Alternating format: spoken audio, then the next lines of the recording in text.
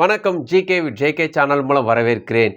என்னுடைய கடன் பிரச்சனைக்கு எப்பொழுது முடிவு வரும்? இந்த பிரச்சனையெல்லாம் எப்போ ஓஞ்சு எப்போ நான் நிம்மதியாக இருப்பேன்?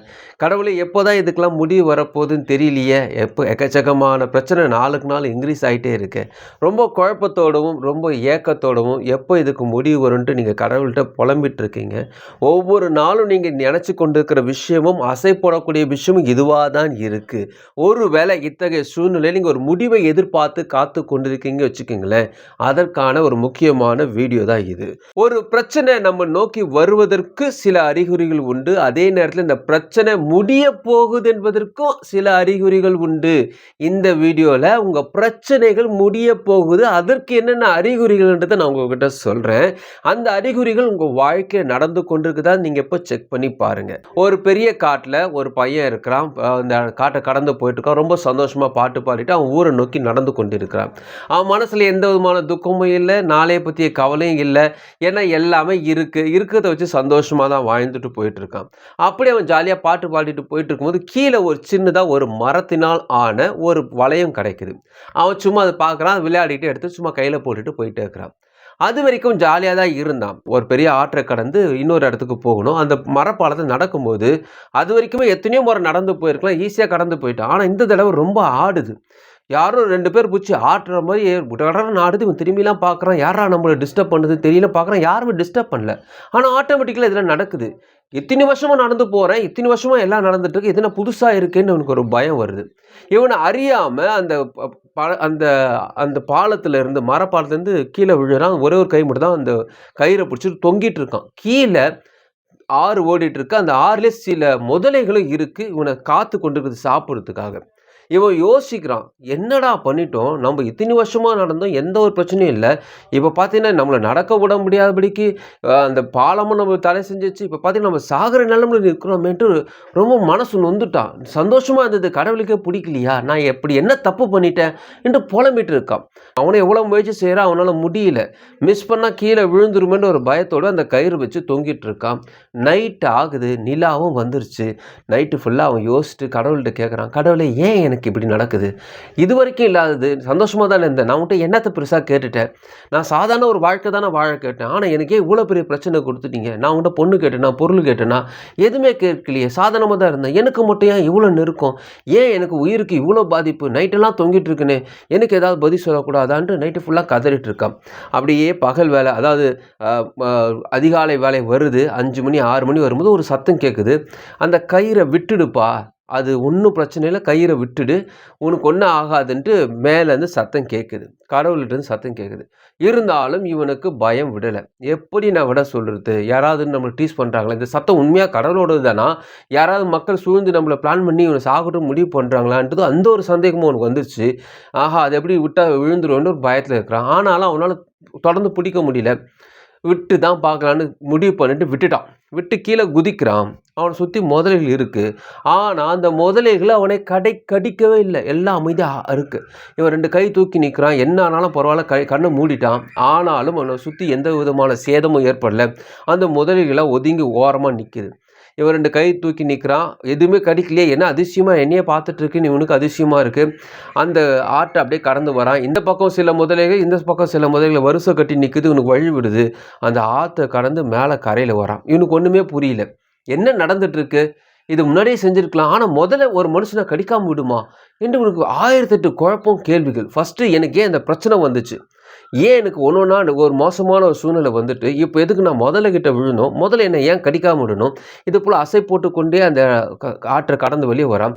முகத்தை கழுவிட்டு இருக்கும்போது அது வரைக்குமே மரக்கட்டை நினச்சி கொண்டிருந்த அந்த வளையம் மின்ன ஆரம்பிச்சிடுது. தண்ணி பட்டவுடனே அந்த மரக்கட்டை இல்லை, அது தங்கத்தினால் ஆன ஒரு மரகத கல் பதித்த ஒரு வளையம், சக்தி வாய்ந்த வளையம். அந்த வளையம் கையில் கிடைக்குது. அது ரொம்ப விலை மதிக்க முடியாத வளையம். அது ஒன்று இருந்தாவே போதும், உலகத்தில் அனைத்து விதமான பொருட்களையும் வாங்கிக்கலாம், சகல விதமான விஷயங்களை வாழ்க்கையில் செஞ்சுக்கலாம். அவ்வளோ விதமான விலை மதிக்க முடியாத ஒரு சொத்து அது. அப்போ தான் அவன் ரொம்ப ஆச்சரியமாக பார்க்குறான். ஆஹோ, இவ்வளோ பெரிய சொத்து நமக்கு கிடச்சிருக்குன்னு ரொம்ப சந்தோஷப்பட்டான். இந்த கதையில சொல்லக்கூடிய நபர் தான் நீங்க வச்சுக்கங்களேன். நல்லா தான் போயிட்டு இருந்தீங்க. திடீர்னு பார்த்தீங்கன்னா, வர வேண்டிய பணம் வரல. திடீர்னு பார்த்தீங்கன்னா, யாரோ உங்கள திட்ட ஆரம்பிக்கிறாங்க. சம்மந்தம் இல்லாம உங்களுக்கு ஒரு பழி வருது. சம்மந்தம் இல்லாம ஒரு சிக்கல்ல மாட்றீங்க. எல்லாமே உங்களுக்கு தடையா வருது. உதவின அனைவரும் விட்டு ஓடிர்றாங்க. கடன் பிரச்சனையில நீங்க மாட்டிக்கிட்டீங்க. இப்போ உங்களுக்கு ஒரு சந்தேகம் வருது. என்னடா நடக்குது எனக்கு? நல்லா தான்டா போயிட்டு இருந்தேன். எனக்கு மட்டும் ஏன் இப்படி நடக்குதுன்னு வருது. ஒரு கட்டத்துக்கு மேல உங்களுக்கு பதட்டம் வருது. அந்த பதட்டம் சந்தேகத்தை உண்டாக்கி நடக்குமா நடக்காதான்னு ஒரு சந்தேகத்து வருது. அதுக்கப்புறம் அந்த பயமா மாறுது. கடைசியில வாழ்வா சாவான்னு போராடுற சூழ்நிலை நீங்க இருக்கிறீங்க. இதெல்லாம் பார்த்தீங்கன்னா, உங்க வாழ்க்கையில் நடக்குதுன்னா, ஏதோ ஒன்று நீங்கள் பெற்று இருக்கிறீர்கள் என்பதுதான் அர்த்தம். அதாவது உங்களிடம் இருக்கக்கூடிய ஏதோ ஒன்றை பற்றி அந்த எதிராளிக்கு நன்கு தெரிந்ததினால், அல்லது உங்கள் எதிர்காலம் அந்த எதிராளிக்கு நன்றாக தெரிந்திருந்ததினால், நீங்க நல்லா இருக்க போறீங்க, அத நீங்க கெடுக்கணும் அவன் முடிவு பண்ணதுனால, அவன் செய்யக்கூடிய முயற்சிகள் தான் இவைகள். இப்போ உங்களுக்கு ஒரு சந்தேகம் இருக்கு. என்ன அப்படி என்கிட்ட இருக்கு?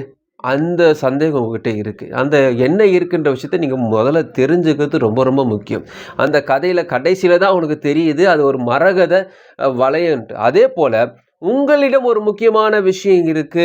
அது என்னன்னு பார்த்தீங்கன்னா, கடவுள் ஒரு மனுஷன பிளஸ் பண்ணணும். அவன் வாழ்க்கைய மாத்தணும் முடிவு பண்ணிட்டார்னா, அதாவது ஒரு சாதாரண ஒரு குடியானவன். அவனுக்கு பெருசா வாழ்வு இல்ல. அப்படி போயிட்டு இருக்கான்னு வச்சுக்கங்களேன். அவன ஆசீர்வதிக்கணும் கடவுள் முடிவு பண்ணிட்டார். அவன ஒரு ராஜாவாக்கணும் முடிவு பண்ணிட்டார்னா, ஃபர்ஸ்ட்டு அவன் சிந்தைய தான் தொடுவார். ஏன்னா, சிந்தை தான் அந்த முழு உடலையும் ஆளக்கூடியது. அது மட்டும் கிடையாது. அவன் எதிர்காலத்தையும் நிர்ணயிக்கக்கூடியது அந்த சிந்தை. அத்தகைய சிந்தையை கடவுள் தொட்டு அதை பிளஸ் பண்ணிடுவார்.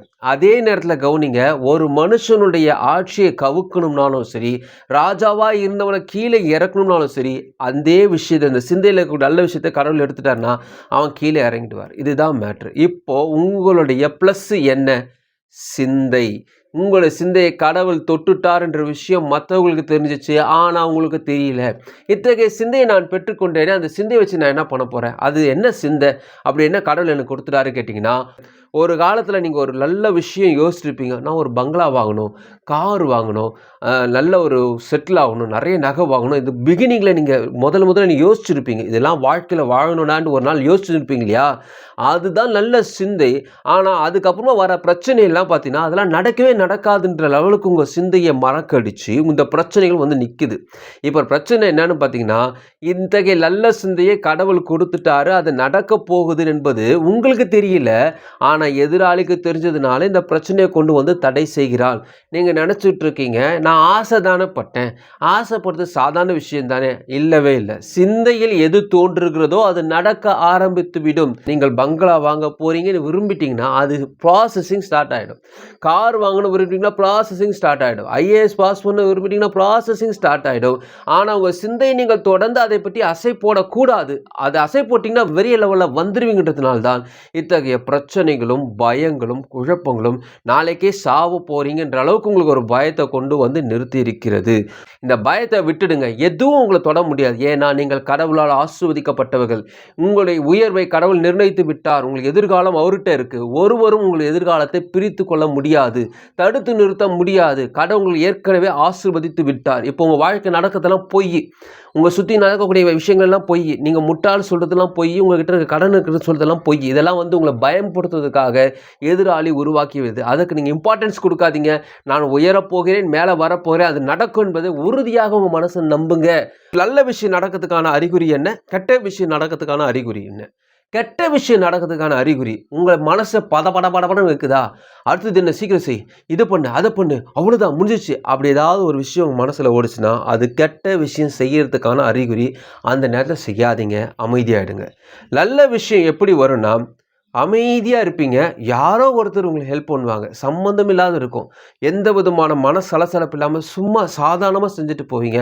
அது ஆட்டோமேட்டிக்காக நடக்கும். அது வர வேண்டிய விஷயம் கூட பார்த்தீங்கன்னா, எந்த சலசலப்பும் இருக்காது, பயம் இருக்காது, மனசு சந்தோஷமாக இருக்கும். இதுதான் நல்ல விஷயம் வரத்துக்கான அறிகுறி. நீங்கள் உங்கள் சிந்தையை மட்டும் பாதுகாத்து கொண்டால் போதும். உங்கள் சிந்தையை சிதறடிக்காமல், பயப்படாமல், பதட்டம் அடையாமல் எப்பொழுதும் நன்மையானவைகளே சிந்தித்து கொண்டிருங்கள். ஏனால் நீங்கள் ஆசீர்வதிக்கப்பட்டவர்கள். உங்கள் எதிர்காலம் குறிக்கப்பட்டு விட்டது. குறிக்கிறது. நீங்கள் உயர்வான திட்டத்திற்காக குறிக்கப்பட்டவர்கள். அதனால் அதை பற்றியும் யோசிங்க. அதை பற்றி மட்டும் சிந்திங்க. உங்களுக்கான ஆசீர்வாதம் வந்து கொண்டிருக்கிறது. நீங்கள் உயர போகிறீங்க. உங்கள் வாழ்க்கையில் மேலே வர போகிறீங்க. இந்த வீடியோ உங்களுக்கு பிரோஜனமாக நினைக்கிறேன். உங்கள் ஃப்ரெண்ட்ஸுக்கு ஷேர் பண்ணுங்க. பிரோஜனமாக மறுபடியும் பார்க்கலாம். வணக்கம்.